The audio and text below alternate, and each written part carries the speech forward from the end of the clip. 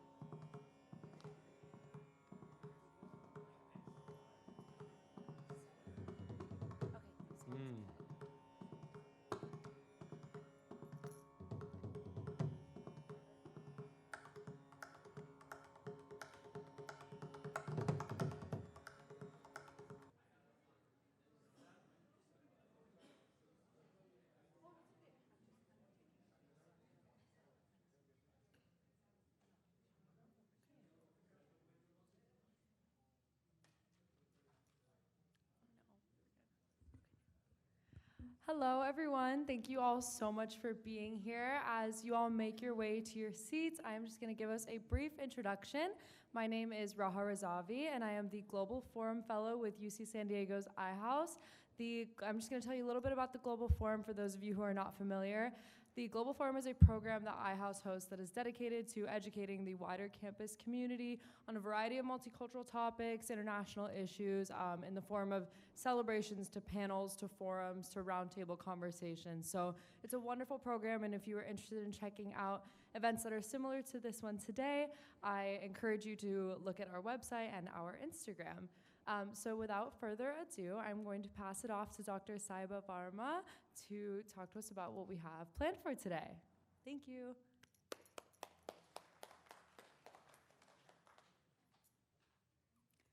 Good evening, everyone. Thank you so much for being here this evening. My name is Saiba Varma, and I'm a member of the steering committee of the South Asia Initiative, and I'm also the director of the South Asian Studies minor here at UCSD. I want to just first start by thanking all of our co-sponsors and everyone who made this event possible. The International House, Julian, Siddhi, and Raha, the School of Social Sciences, Eleanor Roosevelt College, Uma and Shekhar Vishwanathan, and the India Fine Arts Academy, and all our undergrad helpers, Kushi, Sneha, and Ananya, who help us with SAI-related matters. It is an absolute honor, yeah, thank you. It's an absolute honor to be inaugurating the Uma and Ashis Nandy Forum, which has been generously funded by the Gulistan Endowment for South Asia. The Farsi word Gulistan means beautiful flower garden, and we are deeply grateful to the Trivedi family for entrusting us as caretakers and cultivators of this garden. Professor Nandy first met his wife Uma in 1961 in a clinical research center in Ahmedabad. And appropriate to this event, they first connected through music. Uma is a trained clinical psychologist as well as a Hindustani vocalist. Miss Trivedi, which is her maiden surname, Professor Nandy said when he first met her, "I have come here to listen to your music." And a beautiful 60-plus-year duet was born. Experiencing the intellectual legacy and work of Professor Ashis Nandy is indeed like witnessing a resplendent, lush garden in full bloom. Ashis Nandy began his career studying medicine, switched to sociology, and then landed into the field of cultural psychology and political psychoanalysis. This boundary jumping would become a defining characteristic of his work. Over the last 5 decades, he's produced not only South Asia's, but some of the world's most insightful and critical interdisciplinary scholarship on par with Frantz Fanon, Edward Said, Gayatri Spivak, and others. He's won many prestigious international awards, to name just a few: the Fukuoka Asian Culture Prize, Germany's Hans Killian Prize, and he was also named one of the world's 100 most influential intellectuals by Foreign Policy. As you probably gleaned from the slideshow, Professor Nandy's work spans an astonishing array of topics. Basically, if you have ever had a thought, Professor Nandy has probably written a book about it. His work spans topics such as authoritarianism, nationalism, and secularism, to the psychology of mass violence, including partition, the psychic wounds of colonialism for both the colonizer and the colonized. And he's also written entire books on film, cricket, the philosophy of knowledge, urbanization, caste, and many other topics. Reading Professor Nandy's work is to encounter a precise, yet searing and breathtakingly original take on contemporary politics in all its forms. Having lived, worked, and being grounded, or homegrown as he likes to call it, in South Asia for decades, Professor Nandy has fearlessly spoken truth to power, often at significant personal cost. Yet he remains fearless in excavating the dynamics behind authoritarianism and our collective responsibilities in the face of it. As he once said in an interview, confronting evil means facing it without blinking. We are so honored to be beginning a lecture series that celebrates Professor Nandy's profound insight, courage, and wisdom. Before I turn it over to Yashna to introduce our speaker for this evening, a quick rundown of our evening's events. Our speaker, T.M. Krishna, will speak for about 40 minutes till about 6 p.m., after which we'll have half an hour for Q&A. We ask that everyone please be mindful of our community principles on campus and allow the speaker their allotted time without interruptions. During the Q&A, we'll have 2 students on either side of the audience who will have microphones. As this event is being recorded, we ask that you please wait until you have the mic in hand before you start speaking so that we can, we make sure we record your questions. And we'd also really like to prioritize the voices of UCSD students before opening it up to the public in the Q&A. And finally, we ask that you please keep your questions as concise as possible so that we can maximize our precious time with our speaker. I will now turn it over to Yashna Nandan, who is a 5th-year PhD student in economics, to introduce our speaker for this evening.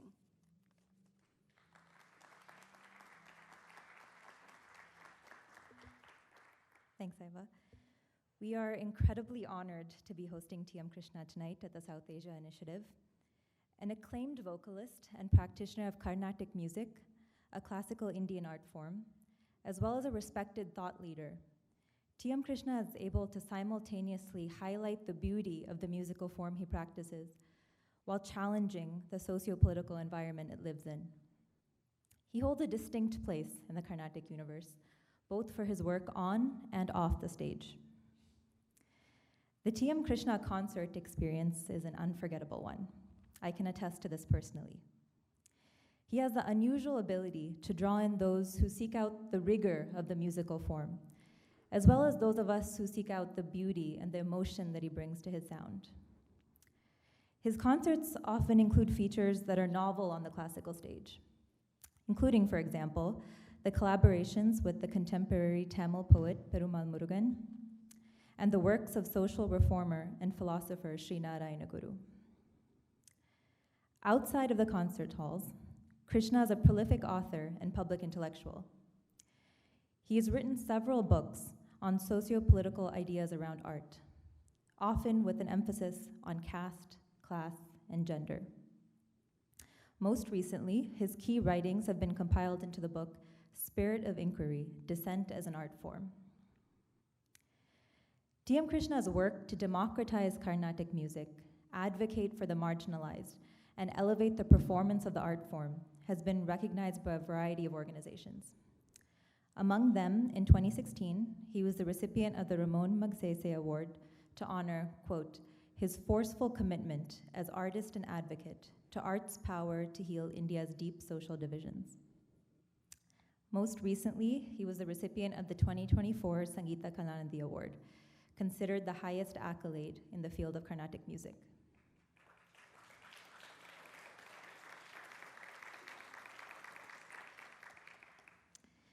And with that, please join me in welcoming T.M. Krishna, speaking today on Dissent in Music, Past, Present, and Future, and moderated by Professor Saiba Verma. Thank you.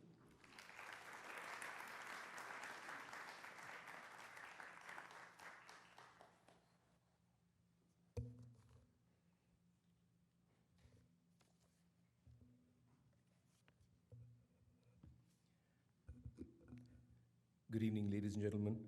I'd like to first thank South Asia Initiative for giving me the honor to present the first lecture for Ashis, Nandy, and Umadi. It's really an honor and a pleasure to be here and to actually present this lecture. So thank you very much for honoring me with this very, very beautiful task, but as difficult as it is. Let me first start off by saying, those who don't know Carnatic music, don't worry. I'm not going to put you through a rigor of everything that you need to know. This is not a lecture demonstration on understanding Carnatic music. So you can be easy about it. Of course, Carnatic music will be the central peg on which the conversation today will proceed. Words have this way of acquiring a meaning that sometimes crosses what the semantic says. Just the utterance of the word gives us a feeling, triggers a thought, or in many cases gives us an imagery. The moment I say dissent, all of us have images in our field. What the image is entirely dependent on how you view the sound of that word, maybe not even the meaning. Some of you will see protests on the street. Some of you may see what you call obstructionism. Some of you may see yourself in a classroom, unable to say what you want to say. Some of you may see actually few people getting up and asking that difficult question. So when I say dissent, it is almost far more than what the dictionary tells you. It is something that we all feel very deeply, whether or not we are capable of or have the power to express it in whatever social construct we live in.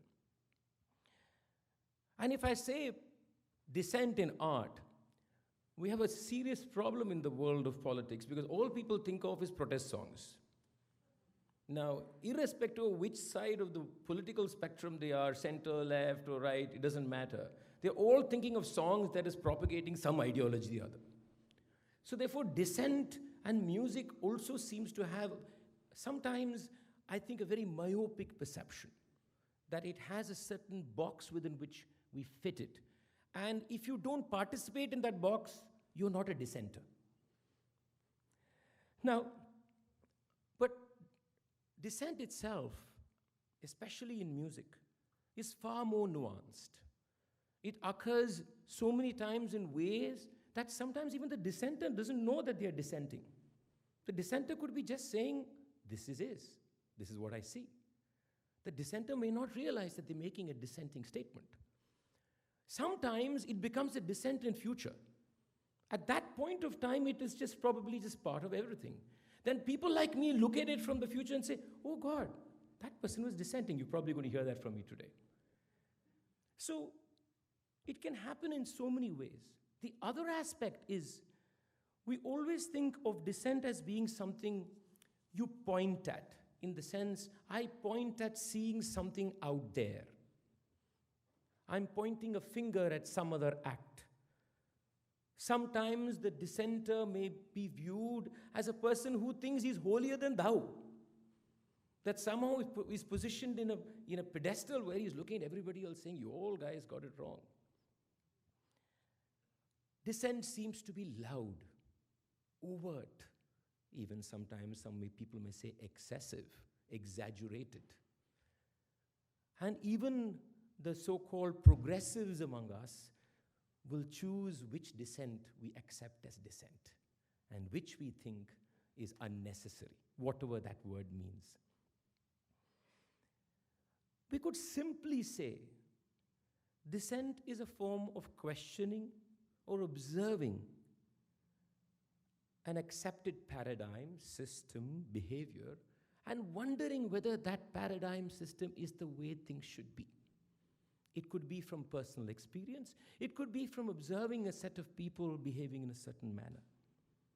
But the first place dissent seems to start, or maybe should start, is probably yourself. How does one dissent oneself?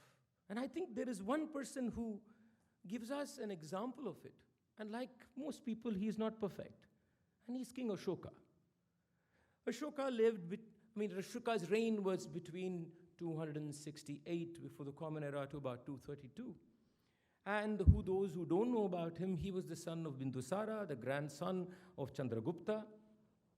And he expands the empire, continuously expands the empire, and then goes and fights the famous Kalinga War. And in the edicts that he has published across his entire kingdom, with extended from Afghanistan, what is today Afghanistan, Kandahar, right up to Karnataka of today, he talks about the fact that 150,000 people were homeless after the war. 100,000 were maimed. And he says many, many more were killed. Now here is a confessional statement in public domain at a time when most kings kept saying, I conquered and I conquered and I conquered, and my kingdom is larger and larger. And in one of his edicts, I'll read a translation, he asks a very interesting question. He says, reflecting on justice, Ashoka, after Kalinga was won, reflecting on justice, practicing justice, and enjoining justice, Ashoka is contrite and asks, did Ashoka win Kalinga?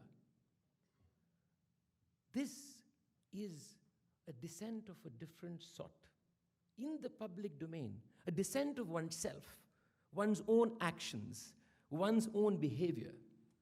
And don't think because he said this, Ashoka's got it all right. No, he hasn't. He's still the monarch, and that keeps coming back once in a while. But the fact is, this is a way of asking questions of yourself, your own behavior, or what you consider to be normal or normalized. Another person who comes to my mind, who again questions ideas that seemed very easy to accept, is Gandhi.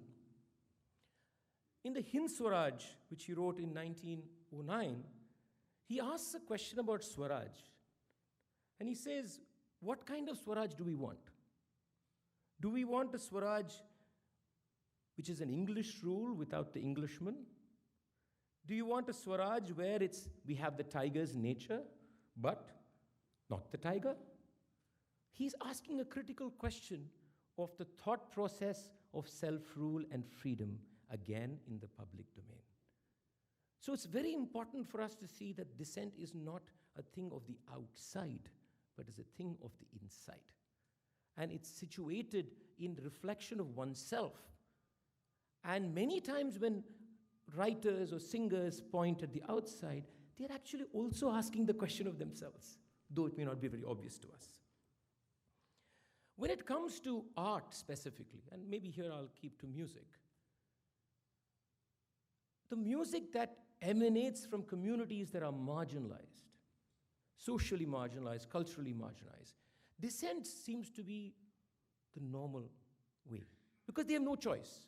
If all of us sitting here are not willing to listen to voices, the only way is to shout at your face and say, you have messed it up. This is my life. I struggle every day. So whether you take rap, hip-hop, or from the place I come, a form called Ghana music. Let me tell you 2 lines about it. So Ghana music is a form of music, and Ghana, of course, is a Hindi word, that evolved in the city of Madras.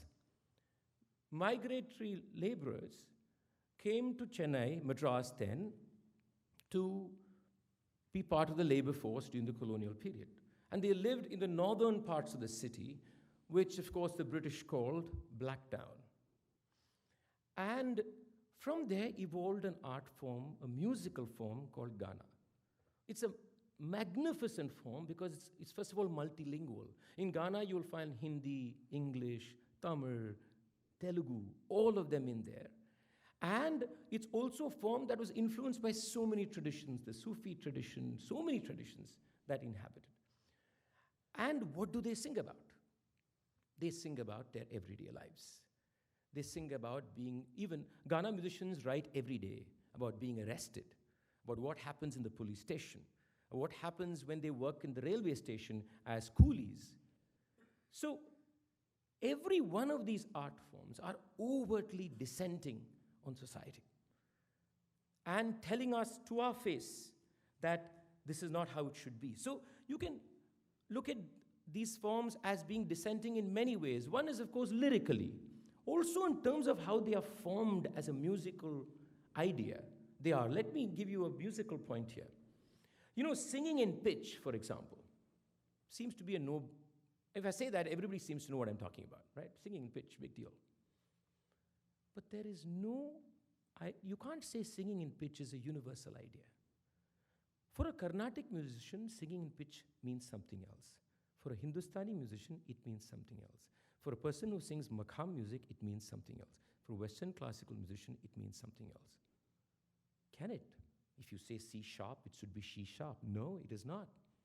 There are approximations, culturing that happens that allows for bandwidths of movements that are acceptable, depending on how your ears are cultured. So even singing in pitch is not a universal idea. And the first time I heard Ghana music, it sounded like noise to me. But where was the problem? In the music or me?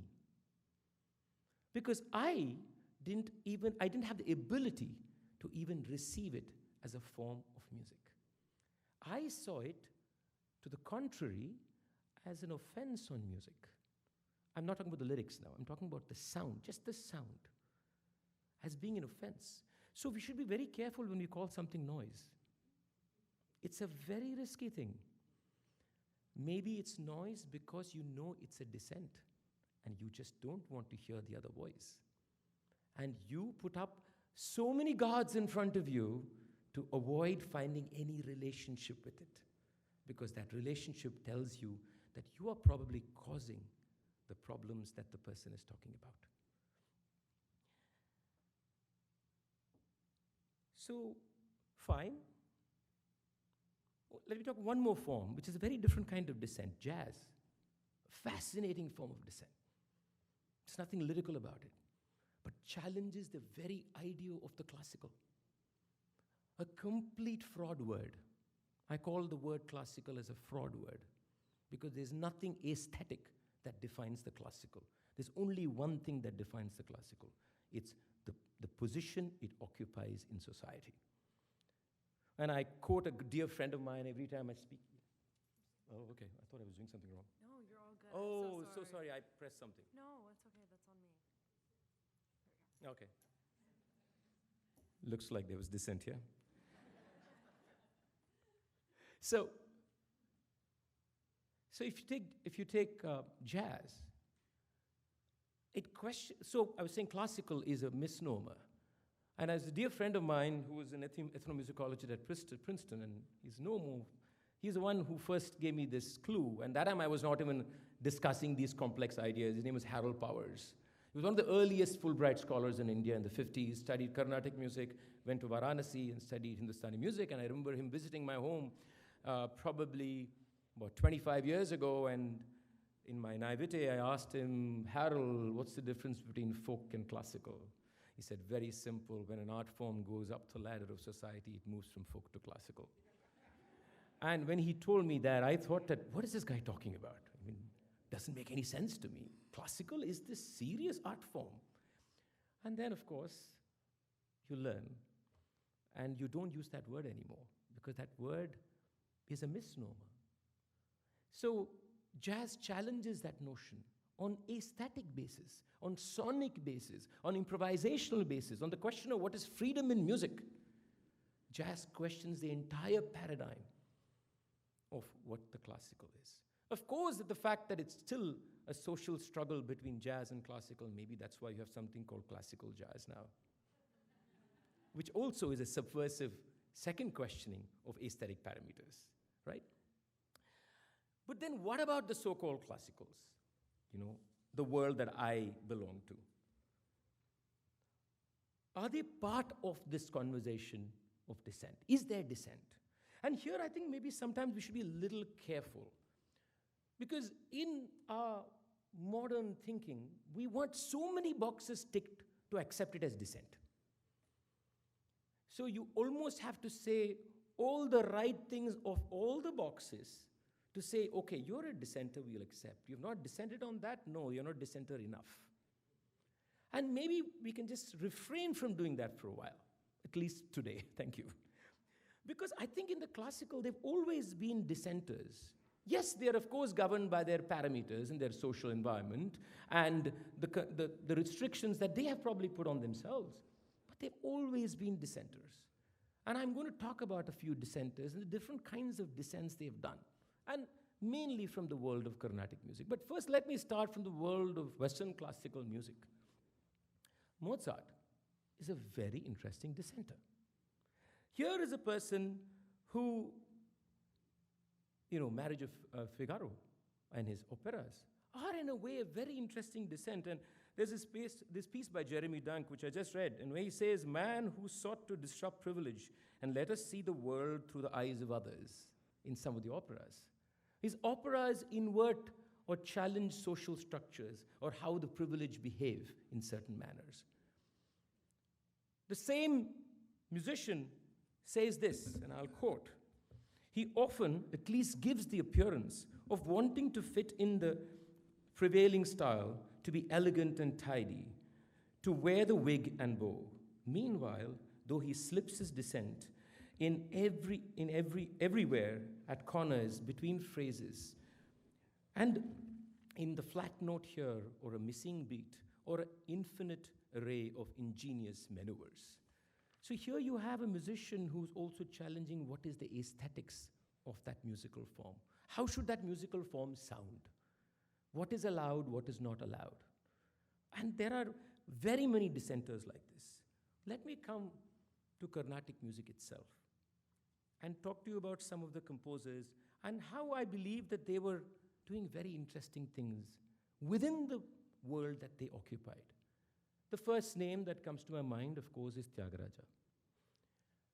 He lived between the late 1700s and the mid-1800s, a prolific composer, an innovator.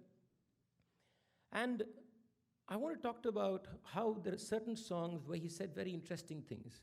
Now, here is an array of compositions going into the hundreds. A great bhakta of Rama. There are many compositions where he describes Rama. There are many where he describes his beauty, his hair, his locks, his eyes, his lips. And then he's yearning for his attention. He's saying, "Why are you blessing everybody else but not blessing me?" At the same time, he's also saying very philosophical things. And then he's also making observations of society that he sees around him. And here are a few interesting examples. In one of his compositions, he says, "Mere ritual with uncontrolled minds is useless. Taking holy dips does not save you if you're an arrogant man. Performing penance but being filled with anger and lust, where does that get you?" So where is this coming from? Is he seeing people around him who behave in this manner? Is he making observations of the streets that he lingered? He goes on in another composition where he says, and this is also, all these are popular compositions, I've not taken rare ones. He says, he feels very sorry for people who don't know what devotion is. Then he says, applying ritual, religious marks, bathing, doing all the rituals, meditating, when your goal is just about acquiring more and more wealth. What is the use of all this? So how many of his friends were like that? I don't know. Then he goes on And he does something quite, one thing we don't know about Tyagaraja, and I wish we knew, is the timeline of the compositions. We don't know, for example, which composition came after when, or was there a progression in the thought processes of Tyagaraja? We don't know that. And of course, there are some scholars who have tried to assemble a possibility, but it's still an attempt. He goes on to say in one of his compositions that the grandeur of the Supreme Lord as Vishnu, Shiva, all celestials, as men, as entire millions of universes, birds, animals, and mountains, he says, all that is God. And Advaitin suddenly appears in him. Yet he also asks a question in one of his compositions, Dvaitamu Sukhama, Advaitamu Sukhama. A rhetorical question. Is duality how I see myself, or is it non-duality? And he talks about that again and again in many other compositions, bringing both. So is he referring to the conflict that was there between those who believed in the duality and those who believe in the non-duality? Was he raising that question and saying, why do you even bother when devotion is your path? And then there's a famous story about Tyagaraja.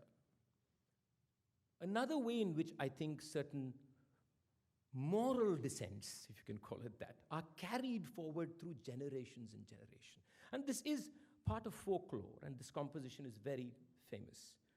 It's called Nidhitsala Sukama Ramuni Sannidhitsala Sukama. Is wealth money that gives you satisfaction, or being able to see Lord Rama? The context that is given by narrators about this is that the king of Tanjore wanted Tyagaraja to come and sing for him and promised a lot of money.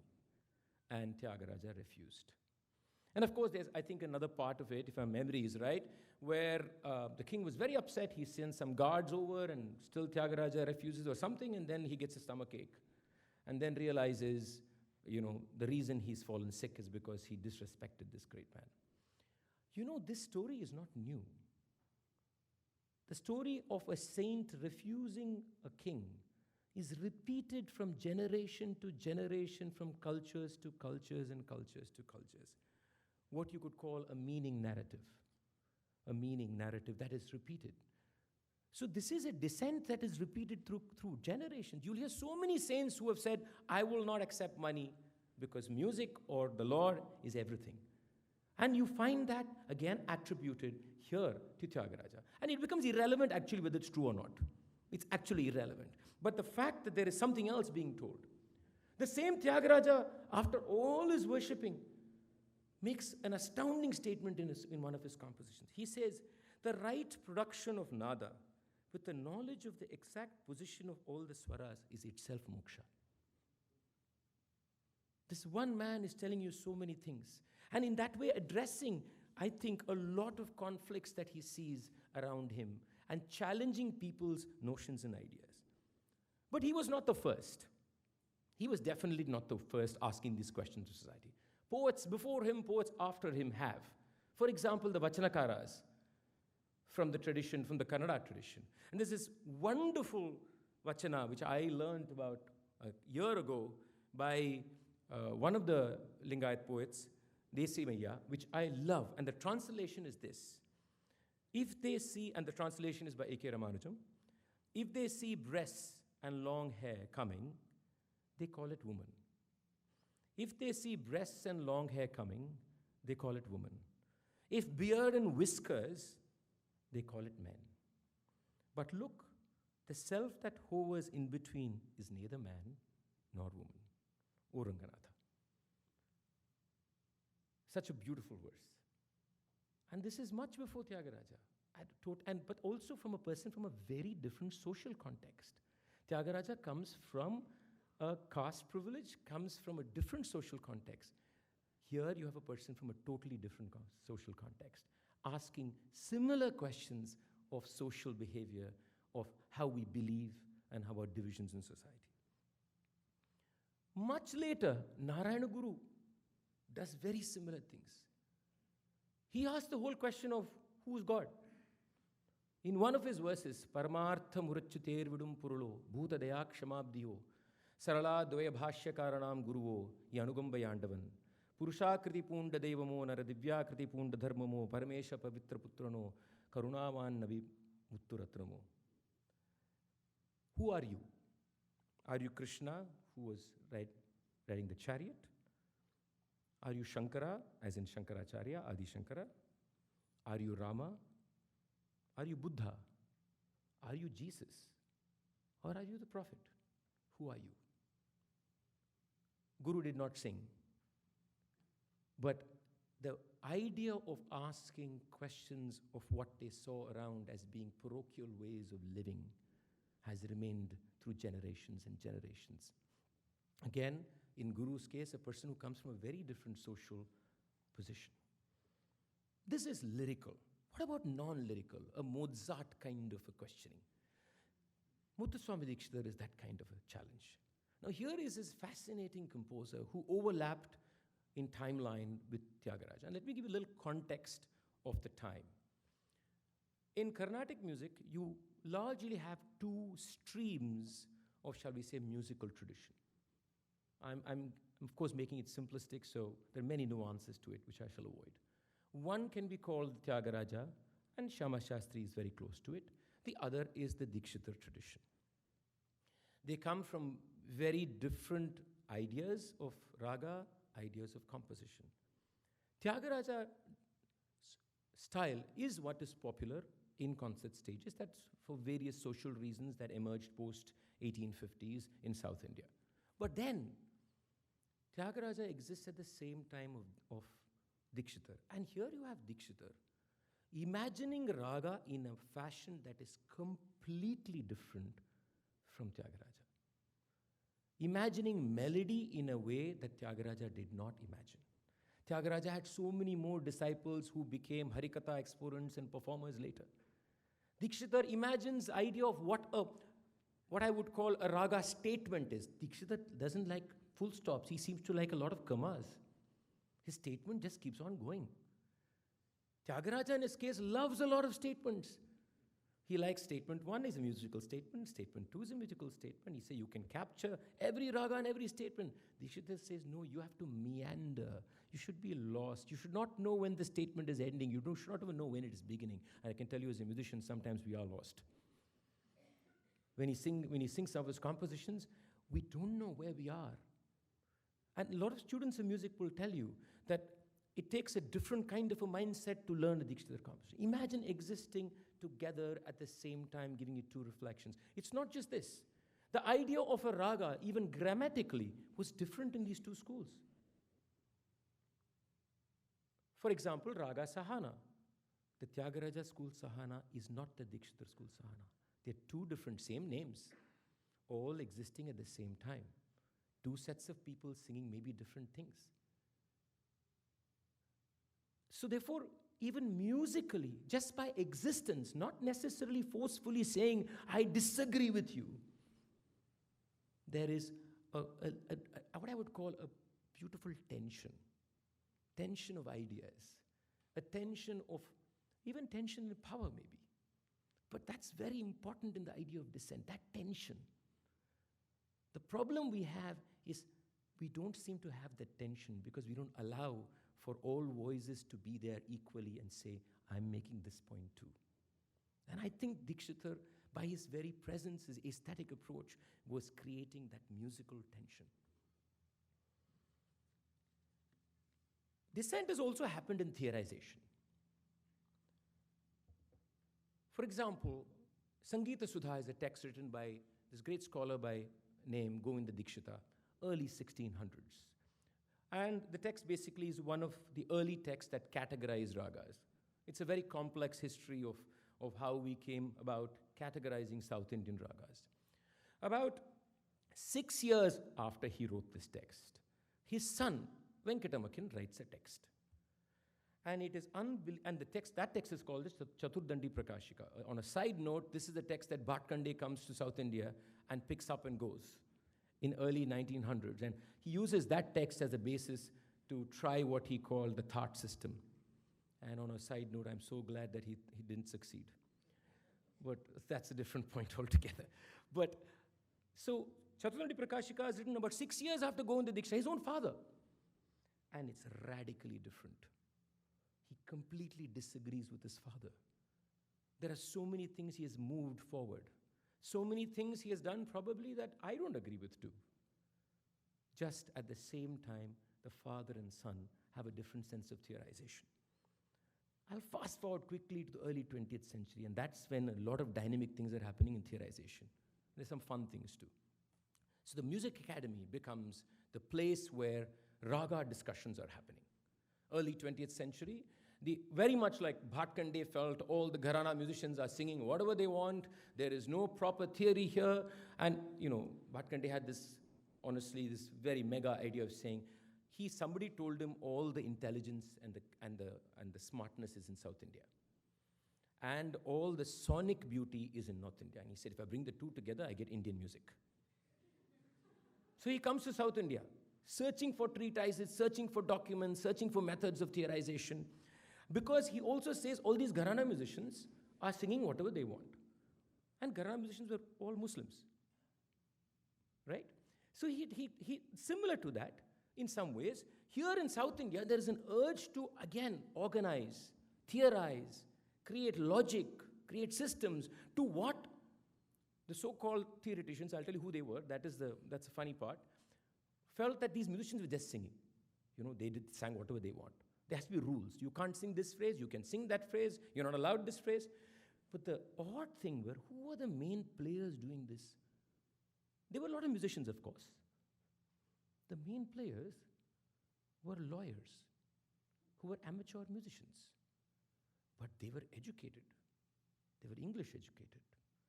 So they were the most powerful people there sitting saying, this rule is not applicable, that rule is not applicable. And a lot of these raga discussions you find, they are of course amateur musicians. And you find this whole contestation happening between the professional musician and these educated folks who believe there must be, again, a word that should not be used, science in it. I mean, that whole line is an oxymoron, but nevertheless.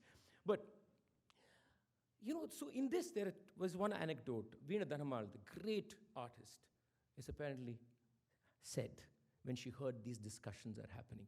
She said, oh, they've started talking about music nowadays, is it? She comes from the hereditary musical community. And she found it laughable that people were discussing music instead of just singing it. And there's another very important about this grammar when you come to this. Another great musician, the granddaughter of Dhanammal, was T. Brinda. And, before that, so the folklore joke going is, I've heard this from more than one musician, saying that in the morning they would discuss Raga A. And they would say, these rules are applicable, that's not allowed, and everybody will come to a consensus. And that evening, one of the musicians who was part of that whole discussion would sing the same raga, just not caring a bit for all the decisions in the morning. I think that is beautiful dissent, without saying a word. Saying, you guys can talk what you want, music is here.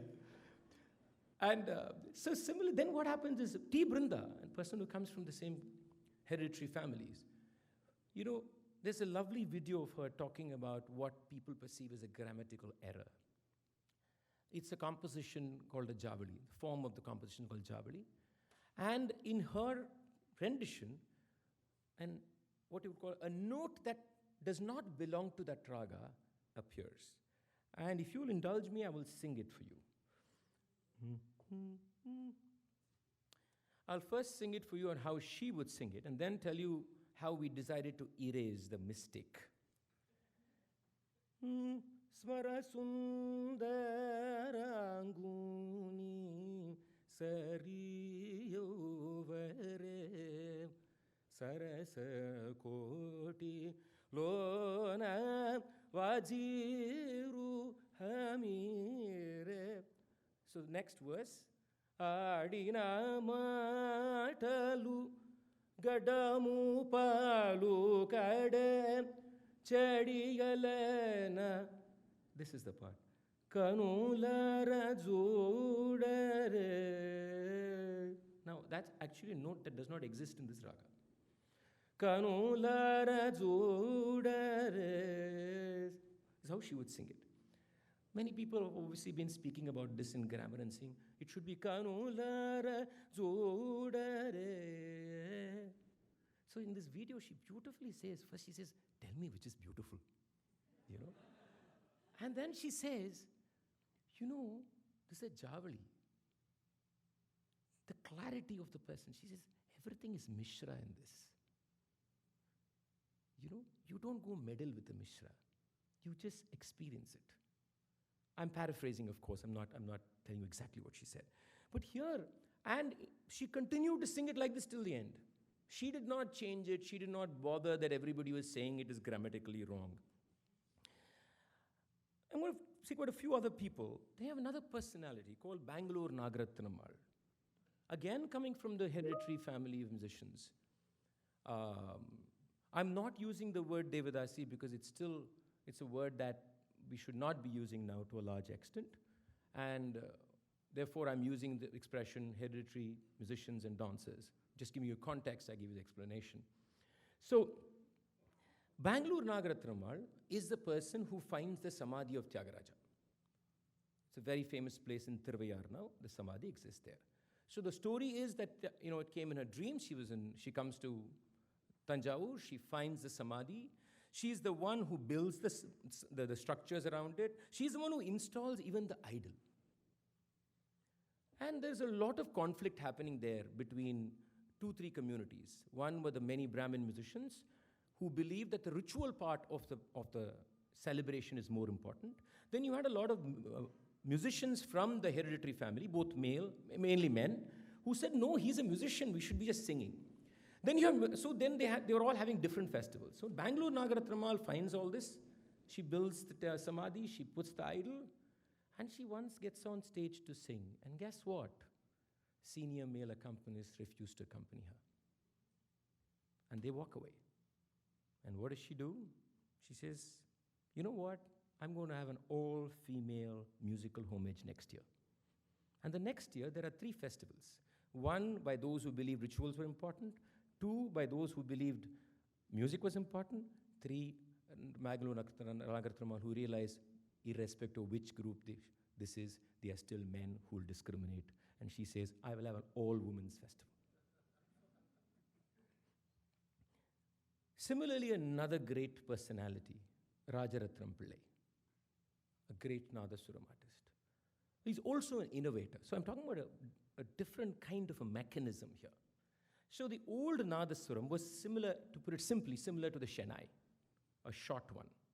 It was called the Timiri Nadaswaram, which Rajaratnam Pillai innovates and makes it what you would see if you Google search, a large Nadaswaram, a big pipe. There are musical reasons he did it. There are conflicting opinions about it. But there's also a possibility, as some people say, one more reason why he did it. Nadaswaram artists were never allowed to sit down and play. They were only allowed to stand and play. When he extended the Nadaswaram, he sat and placed the Nadaswaram on the floor. And he said, I will sit and play. You give me the same respect that you will give a singer. And it is said when he played for the Lord, going in the procession in the 4 streets, there would be usually the Nadaswaram will just walk, the artist will walk, and the Lord follows. But for Rajaratnam Pillai, it was not as simple. On every one of the street, a stage will be erected. And he will walk, sit there, and play. So he does an instrumental innovation in the construction of an instrument that also changes the social dynamics and his position as viewed by people. Then there were musicians who just sang differently. Who just by singing in a way that was not common or not accepted as a normal notion, raised so many important aesthetic questions. One name that comes to my mind, actually I will talk about 2 people, I was planning only one, is M.D. Ramanathan. This great artist, the baritone. He comes at a time when what you would call medium tempo singing is the way you must sing Carnatic music. That's where the applause happens. That's what excitement happens. And he slows the music down to a pace that is unimaginable for its time. He has a voice that is low. He doesn't enunciate the words very clearly. But then he creates a kind of a sonic environment that is alien at that time to the idea of Carnatic music. I would even stick my neck out and say, M.D. Ramanathan's sound was completely a unique sound for Carnatic music. Didn't exist before or after. And it challenged the notion of how Carnatic music should sound. Right? Another musician I want to speak about here, who I had not planned to, just came to mind, is someone I admire a lot too, is Ramnath Krishnan. He was a man who was influenced by many styles of music. But you know what is very interesting? What he challenged by his existence is the idea of masculinity in music. Men then now are always supposed to sing with bravado. You have to have adrenal pump. You should, I used to sing like that for a long time, so I know what I'm talking about. So, you have to make sure that you are at it, right? It should be as manly as it can get, as machismo as it can get. And also voices that had that quality, like something like mine, are automatically admired because of its, I've heard musicians say, in concert there must be punch. What is this punch? You're not going to hit somebody, are we? But Ramnath Krishnan is a very unique voice. I will say it has a femininity which is very, very unusual for its time. And in singing music, he challenged this whole idea of, binary gender notions. What is punchy music? What is soft music? What is feminine? What is masculine? You listen to Ramnath Krishnan and it all blurs. You really don't know. The other person, there's one word that we use when we don't, I think it's a very convenient word. When we call anybody a maverick or eccentric, it's not a compliment. What we are actually saying, I'm sorry, I find that word very personal to me too, but nevertheless, but it's not a compliment. What you're basically saying is, you know what, just keep that person aside. Nobody try and follow what that person is doing. Because that person is crazy, eccentric, maybe very good, that's different. But it's not the normative. And if there are students, don't go and listen to that. Because that's not how you want standardized music to be, or standardized, even society to be. Why music? It could be anything, right? And here you had a man like that, Flute Mali, the great T.R. Mahalingam. He was a man who would play for half an hour, and if he felt he was done for the day, he would go home. He changed the relationship between the audience and the performer. He said, the transaction doesn't matter to me. I'm not selling a product to you. You may buy a ticket and come here, but that's not why we are sharing music. I'm here to explore music. You're there to share it with me. If it happens, if it happens. If it does not happen, does not happen. Are you willing to accept that kind of sharing? And he would not follow formats people asked. He would just play whatever he wanted. And people call this eccentric, probably maverick, and of course added many other adjectives to it. But it was just an expressive artist who was willing to be himself and not drawn in to the commercials of the relationship. Recently, I had a conversation at a literary festival with the great artist Vikku Vinayakaram. And I was asking him questions. Vikku Vinayakaram, of course, was part of Shakti later in his life, and he's a Grammy Award winner, etc., etc. I was asking about his time as in playing in Carnatic music, and he spoke very publicly that day about how it was so hard to be a Ghatam artist. He said he used to feel so bad. They would be dominated by the mridangam. You could not play freely. I wouldn't be allowed to play. So here is a man who takes the chance. He was told, if you go outside and come back, you will find no place here. You'll get no opportunities. He leaves that environment, goes to the world, the West, establishes himself as a global musician, and plays however he wants to play. And then there's no choice but for you to say, here is a great man. We are privileged to have him on stage. Enough of the past. Let me talk about myself a little bit. In some way, I'm probably the present of that. And I want to just talk a little bit, I know I'm probably overshooting time for sure, but about my own personal journey, because I think it is as messy as it is important for the conversation we're having today. I began singing concerts when I was 12 or 13, and I went through all what everybody goes through. and started singing concerts. Audiences appeared at my concerts. I was very happy about it. Traveled, and those days we used to cut CDs, not even cut cassettes actually. And then CDs, and everything was hunky-dory. There's nothing to complain about. But there was this lingering problem, experiential problem, that I couldn't decipher. And the problem was this. An artist on stage loves to be in command of everything that's going on. Like, I'm in control here. And that's when you feel safest. You feel powerful and you're safe. And I discovered an anomaly there. I felt at the time that the most beautiful music appeared was not when I was in complete control, but when I was completely vulnerable. And to me, that was very confusing. Because when I'm in control, I don't make a mistake. I know exactly, I'll hit the note right. It'll be right on the spot, my voice will work, everything will work.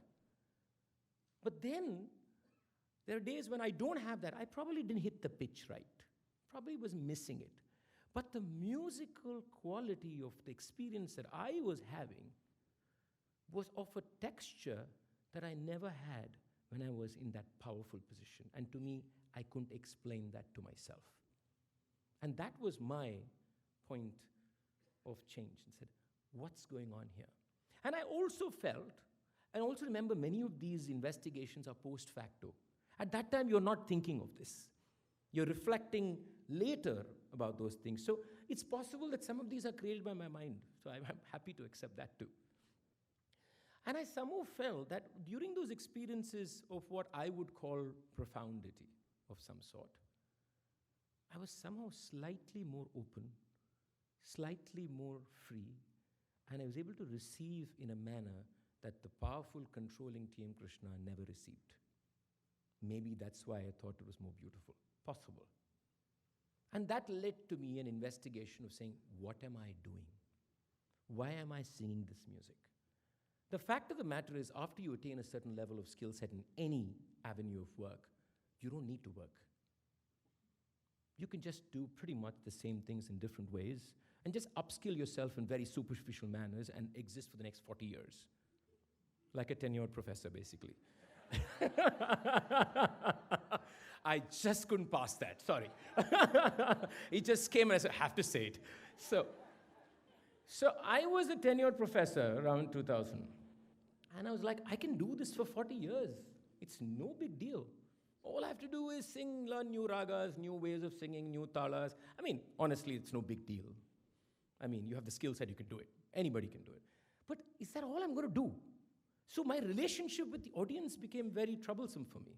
So it was like, we're all sitting here, gathered here, we're all happy with what's happening. I know when you will applaud, I know when you will love my music, I know how to make you love it. We're all very happy, you're going to go back home. For how many years am I going to do this nonsense? I mean, it was nonsense to me. I didn't say it's for you. So, because it didn't make sense to me. That's when I started saying, okay, let me find out how old this music is. I was still not a dissenter, by the way. I was still investigating. I was still wondering. So I read old treatises. I had scholars to help me. I'm no scholar by any stretch of imagination. So I had scholars reading me the Natya Shastra, the Sangeeta Ratnakara, the Manasollasa, Brihadeshi, all that. I went through all of them, said, okay, how old is this music? Because everything I hear is 2,000 years old. Everything I hear is coming from somewhere. Is it coming from there? If it is, what is it I'm carrying? What is this big baggage I'm supposed to be carrying? It's a very interesting thing in many of our traditions is the individual is generally not considered important, but the flow is important. So I am nobody, or you are nobody. It's about what we are carrying that is more important, right? And that many times creates a conflict, which we choose to ignore. And to me, I was like, okay, am I carrying something? Okay, what am I carrying? What is it from that old that I'm carrying? And as I investigated this, I stumbled upon my first space for dissent. I asked this question of saying, what is the performance of this music? So, is the performance of the music? Or is the music different from its performance? Because I had this lingering feeling then that the performative has become the music. Then there's a problem there. So I said, okay, if this performance is the music, if I deconstruct the performance, will the music die? Or will there be anything left? I didn't know. I honestly at that point had no clue. Because I was trying to understand what is this performance? Because I was told this performance is sacrosanct. The method of singing is sacrosanct. And that this is how you get a holistic experience of the art form. But I was not sure. And so people sometimes simplistically narrate this as being changing the order of singing. No, it is far more complicated than that. As a person who has done it for about 2 decades, I can tell you it's a very complicated process. It changes aesthetic perspectives in a way it's very difficult to explain in this talk. So the first place where things changed was the way I performed this music. For me, it ceased being a performance. I just said, I'm here to look at this music in as many ways as I can, and join me doing that. And so the entire performance, or the performative, through a period of time, evolved into multiple possibilities, limited by my own imagination and creativity, because I'm the only one working in this, right? So that was my first part. But then I realized as I was doing this, is that I am not investigating me here. The power that I have even to do what I was doing. Can everybody do this? Answer was no. Can everybody survive such a response where everybody thought I was destroying this art form? No. Why? Because of my social location. Because who I was, my gender, my caste, my economic privilege, and the sheer power I acquired as a musician. And that's when other questions appeared in the horizon. The questions of who is singing, who is not singing, who is listening, who will not enter that door, who was inside and has been pushed out, why, and how can we discuss this, and how can we participate in an important critical discussion about that. That changed so many other things in my life. And that's when the larger work with the space of culture beyond Carnatic music came to me completely. The 2 other things I will speak about before I close is, in one of the other thing that I struggled with was, what is the role of the word? Going back to the word, we started with the word. What is the role of lyrics in what I sing? Am I here to communicate the meaning of the lyrics? Or does lyric have a sonic body that communicates something more than the semantic?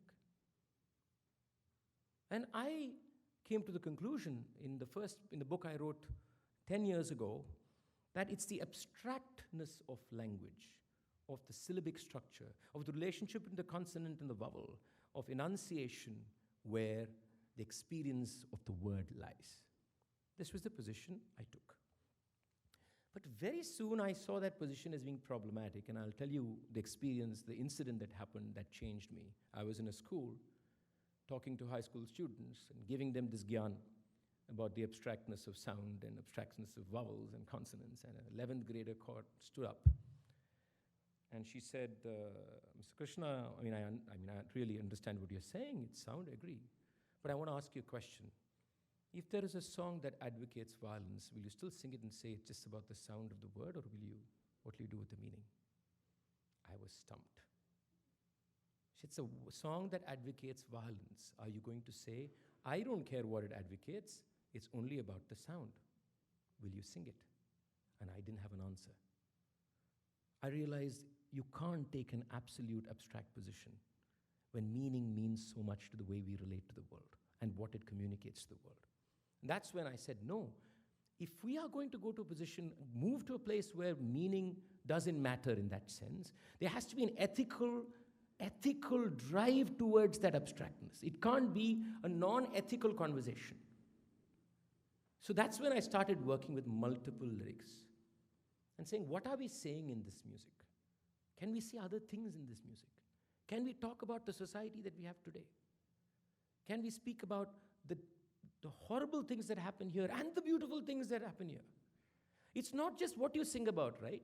It is also about the dialect in which you sing. An art form is also defined by the dialect that it uses when it sings.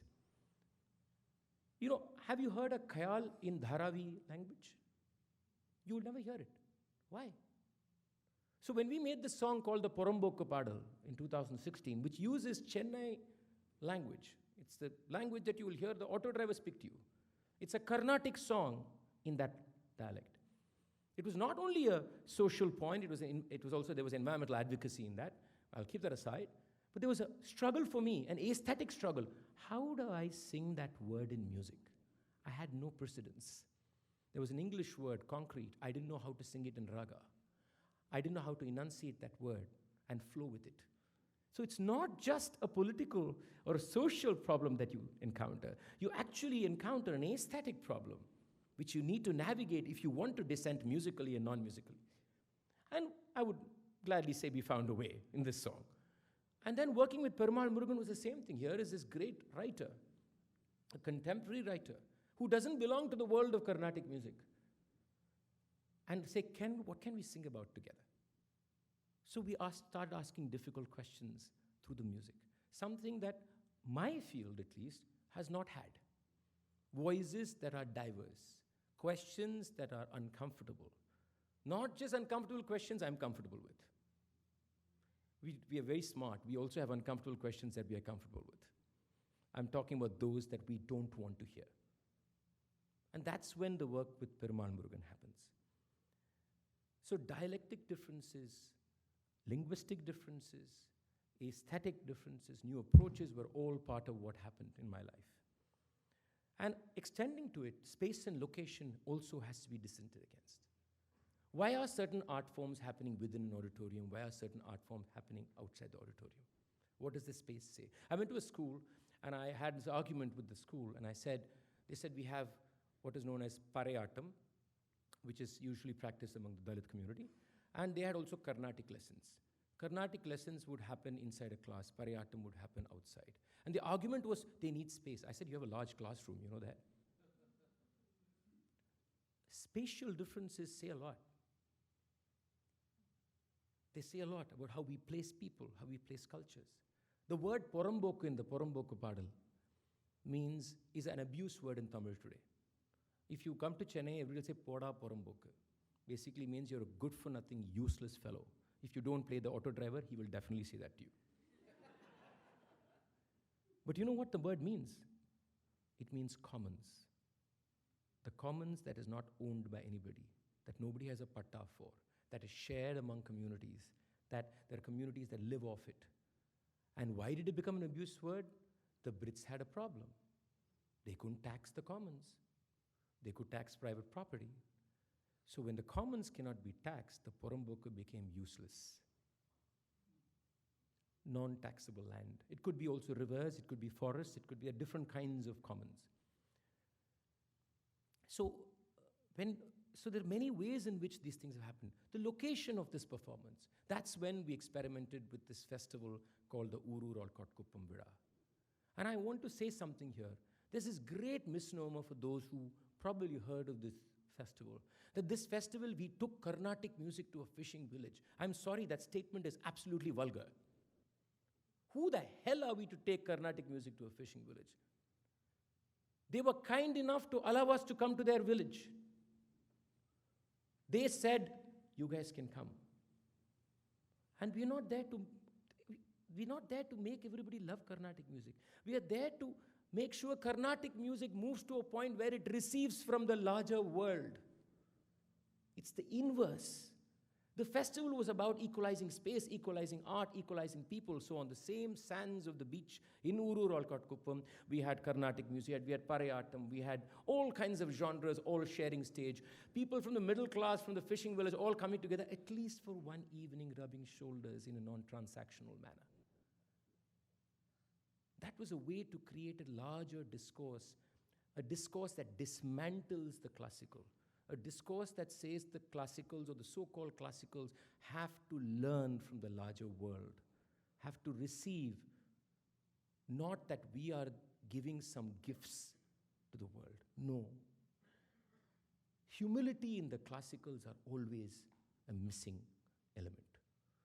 And I believe that was the reason this festival was important, as one of the people involved in its beginning. I know I'm running out of time, so I'm just going to say where we are today and about the future. We live in extraordinary times.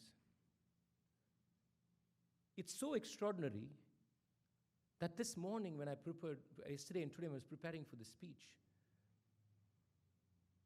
there was something happening in my head that's never happened. I was wondering what I should say more than I was wondering what I should not say. It's never happened to me. I was deeply disturbed. I called India. I called my wife and I said, I have never felt this way in my life. I feel horrible saying this to you. Why am I thinking that way? Why am I worried about what I should not say? I'm not saying anything that should bother anybody. But why am I checking myself? Why am I so concerned? Not for my safety, but for my ideas. And if this doesn't bother us, there's something wrong with us. It doesn't mean you have to agree with me. There's something wrong here.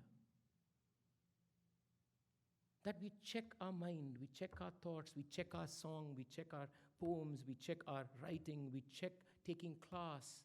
We wonder why? And that's where we are. And we have to be worried about our own parochialism. That we are not willing to say that dissent is how it should be. The tautness of society is what a society is. If there's no tautness, there is no society. It's an oppressive cesspool. Is that what we want? As long as you're the oppressor, you're happy about the cesspool. If you're the oppressed, then God knows what will shift when, who will move where, who knows? And I think that's where we are today.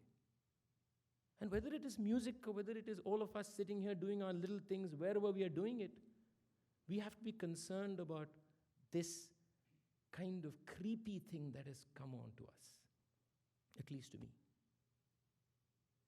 And I think the future depends on how we respond to this moment in our history.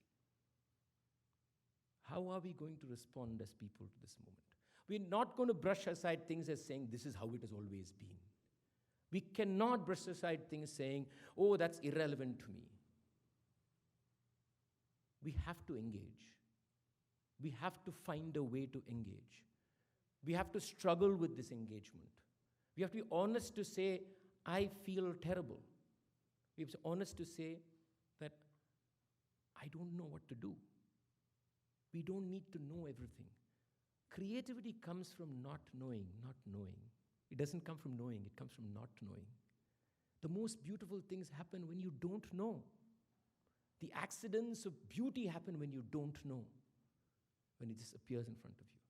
The surety of the positions we take today in society should also worry us. When there is no doubt, there is something wrong.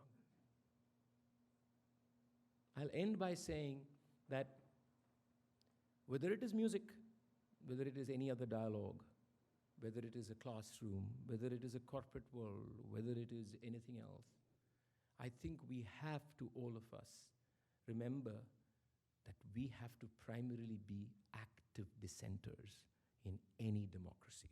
The moment we cease being dissenters, democracy collapses. Thank you.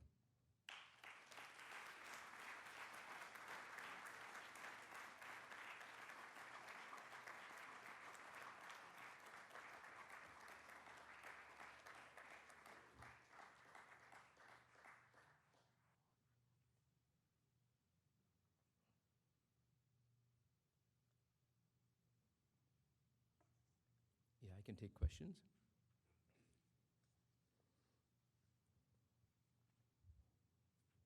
Thank you for the wonderful speech. So my first question is about dissent in music, right? So one of the things, the popular dialogue today in Carnatic music is quote unquote, it's divine, so you can't really critically question it. You hear this talk amongst, you watch a bunch of YouTube videos and stuff, right? I don't, but you do. Yeah, I do. I'm listening. Okay, you can shoot me down. But if you look at the history of Carnatic music, right, from the limited knowledge that I have, you quoted Dikshit there for Dissent. So the introduction of the violin, the Western violin into Carnatic music, right? Today it's a mainstay in the stage. Or I was watching some wonderful videos by your student Ritvik Raja on the tambura. He talks about the Persian descent of it. Oh, yeah. So these things have come in, or I will say much more popular thing, singing of notes by Madhuramani Iyer. I love it, right? So here you have all these influences coming into the music, right? And then what I'm struggling with, and you might be able to talk about this in the context of Dissent, right? Is here's the divine, or let's say the devotional lyrics of Tyagaraja and Swama Sastri and Dikshit there coming in the music. Here you have the reality. I'm a rationalist to some extent. So you have all these data streams coming at you that's saying, no, this is like, yes, mid-1700s, 1800s. That's when like the real modern Carnatic music that we know today really emanated. So how do you kind of reconcile both? One is from eternity, right? Yep. So it's just a question for you. This is the heart of your presentation. So love to hear your thoughts on it. Okay, I mean, so can I go? Yeah, go ahead. Okay.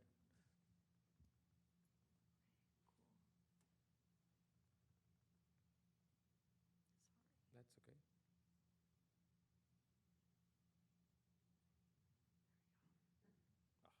Okay. Okay. In this section, please feel free to ask TM Krishna any questions that as they pertain to his work and efforts. Now I'll answer your question. So, I think, okay, let's look at it slightly differently, right? Suppose I say, I think maybe, I'm just thinking aloud along with you today, okay? Maybe the problem is that we want to reconcile the contradiction, either way. So as a rationalist, you want to reconcile the contradiction by saying, I'm not saying you, but I'm saying, say rationalist, will say, all this divinity is irrelevant to me, right? That's one way. The other side of reconciliation is to say it's all divine. All this may happen, but this becomes divine the moment it comes here. That's how they accept it. You want to know how each side. So suppose you don't reconcile it. Take a case of the mathematician Ramanujan. He said every equation or everything he got, it came from Namagiri Tayar. Now, I know what a psychoanalyst analyst will say, or a psychologist will say, right? I'm saying, suppose I don't do that. I don't reconcile the problem. And I say, okay, there is inspiration in something. The inspiration could be divine, it could be rationality for you, it could be the present, it could be anything. Suppose you say both exist. Both are allowed to exist together without allowing for us to lose the capacity to ask questions. Because we have also asked questions of gods if he wanted to, right? Tyagaraja has asked questions of gods. It's not like he is not. So even, suppose we say, the moment we say divine, suppose we say doesn't mean the divine can't be, that's one of the problems. The moment we say divine, we think it's unquestionable. Suppose you say no, I will ask the divine also questions. Then we are having a different relationships with both these seemingly contradictory things, right? So I think the answer, I think the way forward, not answer, is to say, okay, I'm not going to choose sides over here. I'm not going to reconcile it. I may not agree with one. That's okay. But let them just exist. Because for every individual, it could be a different draw. As long as you have a critical mind in place, inspiration can be anything. It can be the mystical or the non-mystical. Who am I to challenge the inspiration of an individual? I'm nobody to challenge it. I can disagree, but I can't challenge it. Maybe that's the way forward. In order to have some kind of a sane conversation. Yeah. Oh, thanks for the talk, Krishna. My name is Raghav. I'm a graduate student here at UCSD.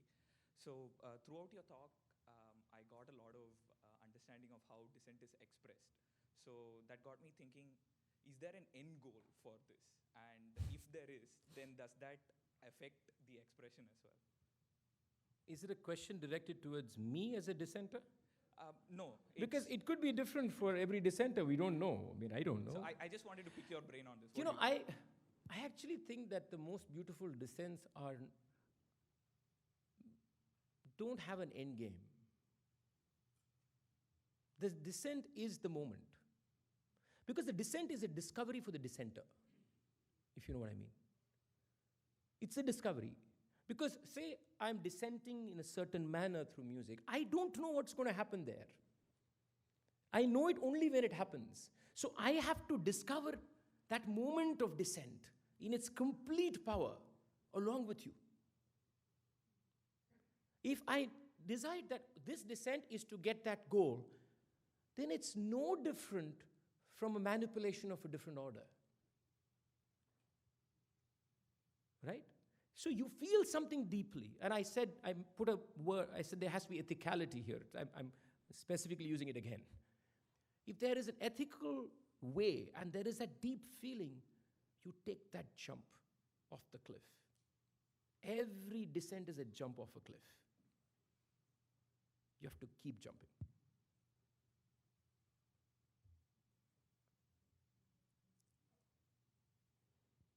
So if I could continue on that chain of thought here, so maybe dissenting on your perspective about dissent doesn't need to have an end game. Maybe not quite directly dissenting, but... Oh, God. You just completely lost me, but go ahead. No, but you were saying that you're questioning whether dissent really needs to have an end game, so a counterpoint on that. I mean, whether you care about impact at all, because, many of us here have followed your career for 3 decades. It's been an interesting arc, including you performed in San Diego many times, so we have seen that. And in some ways, you were probably one of the most orthodox guys 15 years ago. It's like almost like North Indian musicians who would demand perfection on the stage, or this is this raga, it's Gamanashrama, not Purvi Kalyani. Well, I still say that, by the way. It's still Gamanashrama, not Purvi Kalyani. But go ahead. And I see that liberal side, there should be a freedom for noise and all of that. So with that aside, I'm actually wondering, we may not care about an end game, but we care about impact. Two different things. Could we have an impact, right? And given how brilliant you are, I mean, could we see the emergence of a new style of music like jazz, which you referred to again and again? Many of these people have a lot of music within them, in the Kuppam or other places. How do we actually catalyze the emergence of that rather than just be in the small frame on whether Carnatic music is too narrow or not? You're talking about two very different things here. You're talking about catalyzing music of multiple cultures, and you're talking about Carnatic music. I'm kind of lost over here. No, but what's your question exactly? No, so dissent in music itself, I mean, even the frame of the talk, I mean, dissent versus innovation. So how do we frame this whole thing? I don't think we have to even separate the two. I mean, I don't even know why we are separating the two. I don't believe they're separate things. No, but the two are... But that's my response. You can disagree with me, but let me finish what I think is not. Two is, I want to say you made a point about Purvi Kalyani Gamanashrama. I want to go there. Having clarity about form is not being puritanical. It's not. It comes from some amount of arduous effort in understanding form. Form is not a puritanical thing. Being obsessive that the form is everything is puritanical. Two different things here. Point there. So I will still say Gamanashrama is not Purvi Kalyani. And that doesn't make me illiberal towards Purvi Kalyani or Gamanashrama, by the way. Point one. Point two, does dissent have impact? Of course it has impact. But do I know exactly what the impact is? No. That's what I mean. When you take that leap, you know there's going to be an impact. The impact can be every direction. I believe we are enablers of possibilities. I don't believe we are enablers of impact, of exactly what the impact is. And the more possibilities you enable with diverse communities and diverse cultures, multiple possibilities emerge. And you don't need to be a driver of those possibilities. Most importantly, I can be irrelevant to it. If there are changes happening in multiple cultures today, I may have played one little part in one possibility. I love to say what work I do is create cross-sections. Like coming in a signal where there are 4 or 5 streets coming together. People gather there. We are making sure they gather there. And we have a reason why we are gathering there. What will come out of it, I do not direct. I don't believe in it, at least. But there will be impact. You have to watch it. Sometimes it may not be the impact you want. So be it. And also to cultures of the different communities, I think we have to be very careful over there. Once many of them are flourishing cultures. Just because you or I don't watch it does not mean they're flourishing. They're not flourishing. Does not mean. It's our privileged outlook of society that makes us blind to that flourishing culture first. So what is our role in this conversation? I think my role in the activist T.M. Krishna's role in Carnatic music is very different from the activist T.M. Krishna's role in his relationship with multiple cultures. They can't be the same. There I'm learning. There I'm an ally. Here I'm an insider who's saying we need to change things. The power equations are very different. So the idea of impact, as you said, will change in terms of what my positionality is, how I choose to see myself in that discourse. So I think we have to be kind of nuanced with even the notion of impact. Because in Carnatic music, I'll take a complete different position. But when we do other kinds of work, I take a position of allyship. Sometimes I'm behind. I do one thing and I leave. Because it's for the multiple voices to emerge and they do what they do, even question my allyship. That's what we should do. So I think we have to be a little careful in these different dimensions. Hi, so I'm Shri. I work here in the Department of Mathematics. I just want to express my dissent at your characterization of tenured professors.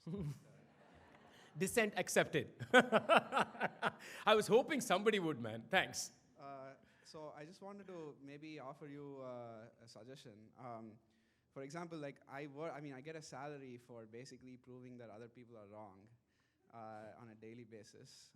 And what I wonder is maybe Carnatic music would benefit from a transformation into a more scholarly discipline.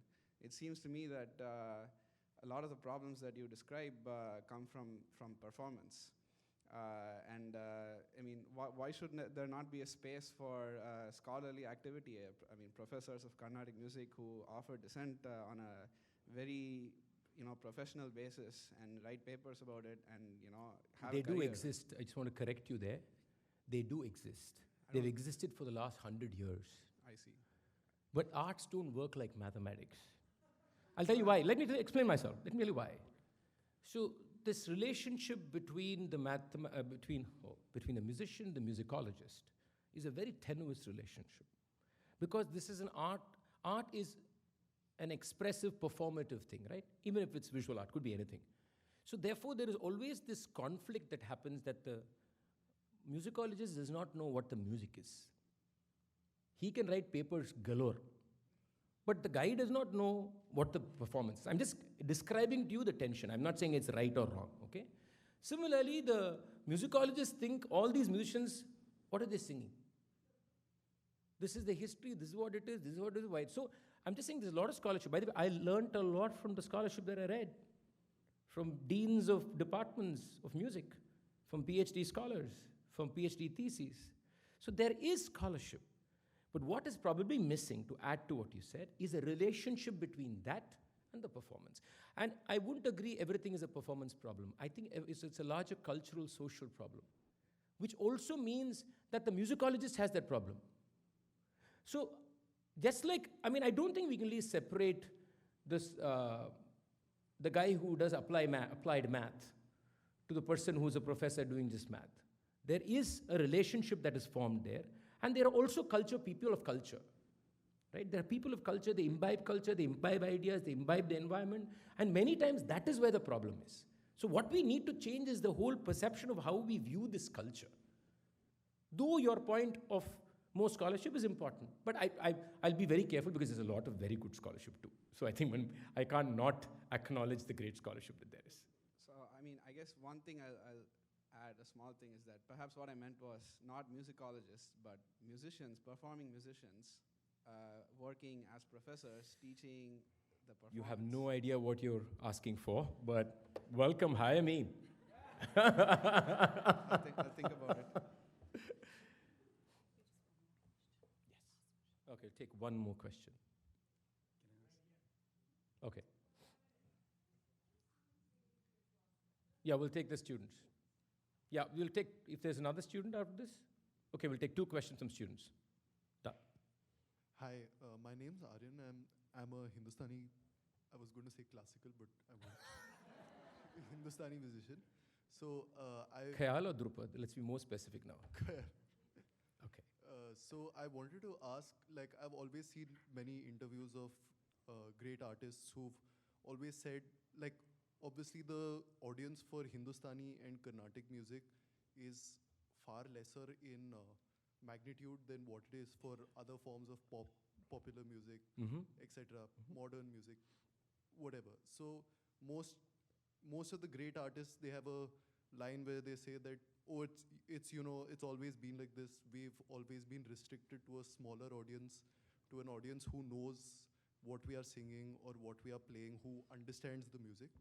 How important do you think it is for an audience to understand the music, and how important do you think it is for Hindustani and Carnatic music to go beyond the scope of the current magnitude of the audience it has?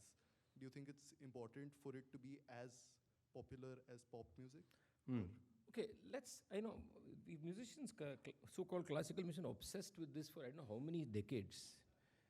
But I want to just flag something before I answer your question. Do you realize probably about 98 or 99% of the musical forms in the world are all niche? Only 1% is popular. 99% are all in different clusters and small clusters. So you take popular Western music, maybe you take cinema music in India. These are the minorities, by the way. It's odd we want the 99% to behave like the 1%, no? There's something fundamentally flawed with that perception. Why should we behave like the 1%? Okay, so what is am I then saying, no, only 10, these people should, no, I'm not saying that. My problem has never been the number of people coming to a concert. My problem is the diversity of the people coming to the concert. That's what interests me. I don't care if there are 100 people. If the 100 people are coming from different social locations, and that's an interesting art form that is going to be rich, that is going to learn, that is going to grow, that is going to question, that's going to do all this. But if all of 100 people are pretty much in the same bandwidth in social location, it's just a habit. It's like having breakfast. It's no difference. So that's my problem. Also, if you want this to happen, there's another thing. You have to first let go of this idea that you're singing a music that is utterly perfect. You have to say that my music is also flawed. You have to say that there are things that we need to change. You can't say, I will keep this music. And I gave that example of that girl finding offense with, said, it's possible that some things I sing will be offensive to somebody else. Am I going to say, no, that person has to still come and sing this? No. Am I willing to address those issues? So it requires also a great deal of internal transformation, of understanding that this needs to change. I think that's important.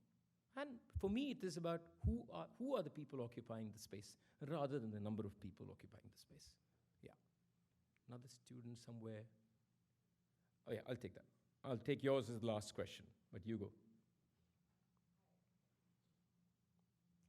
Hi, thank you so much for your talk. It's been wonderful to listen to you.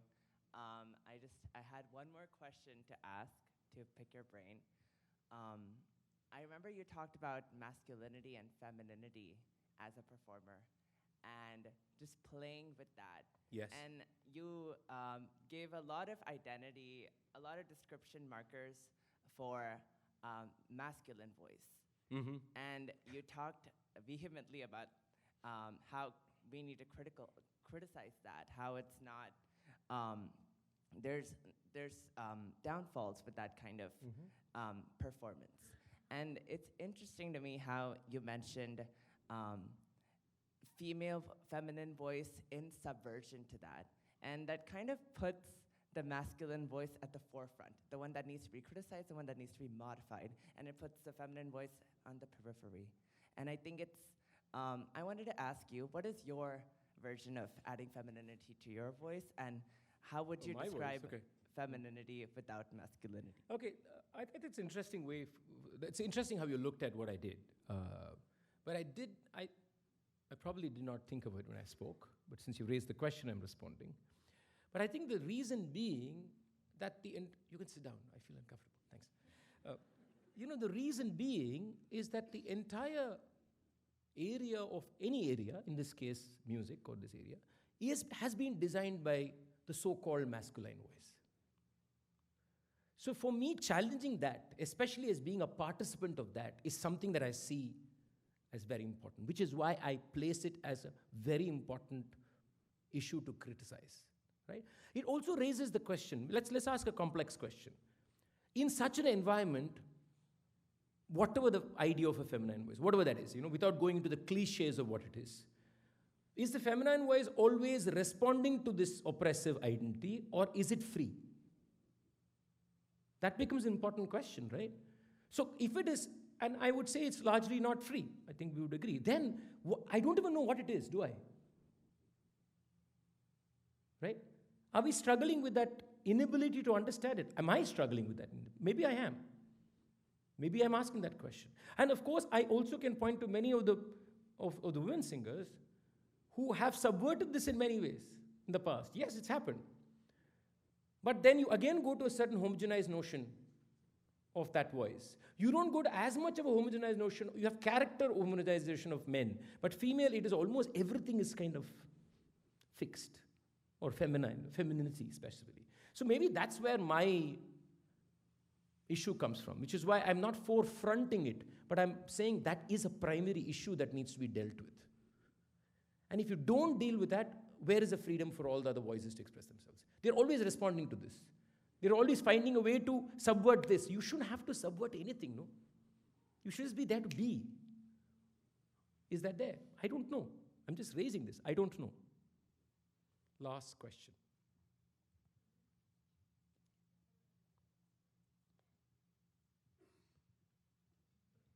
So hello, I'm Suraj. I'm a graduate student at UCSD. So my question is in these lines.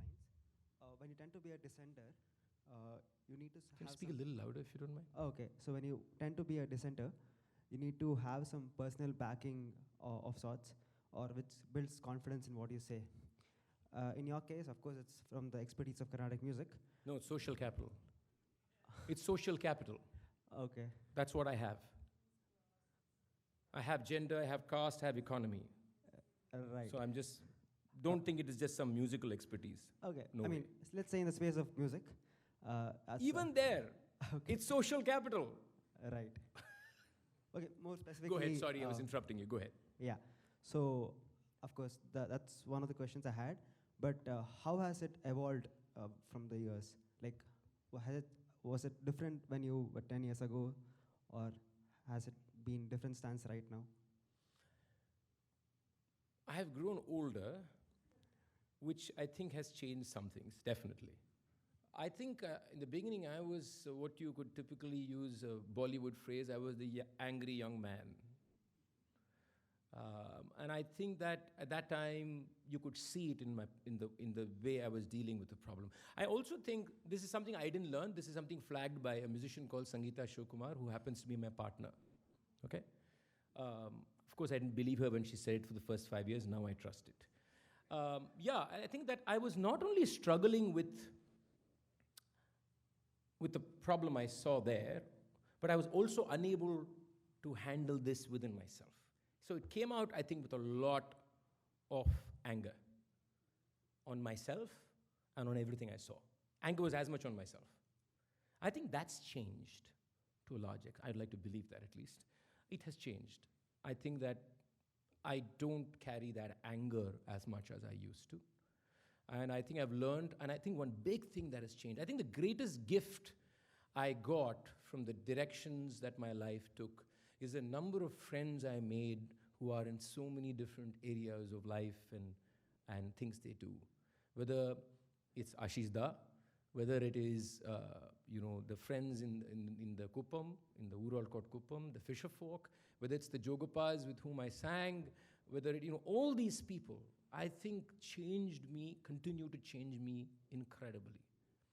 I think that's changed a lot. I've learned how to listen in a far better manner. Unusual for a musician to say that, but that's true. I have learned to pause before I do something. I have learned that you actually do not know. You just have to sometimes trust things. You just have to. So yeah, I think those things have changed. I think those things have definitely changed, and I hope they keep changing. If they stop changing, I have a problem. Thanks. Thank you.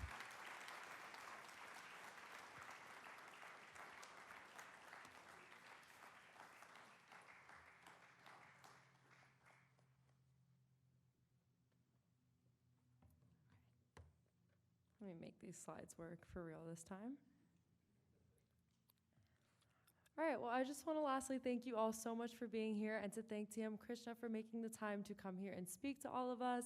And thank you to everybody who is a part of the South Asia Initiative, Saiba, Yashna, and everybody that I get to work with for putting on this wonderful event.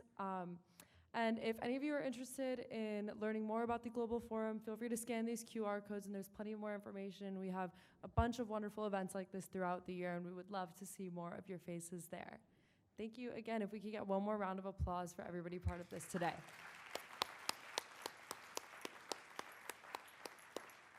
I hope you all have a wonderful rest of your night.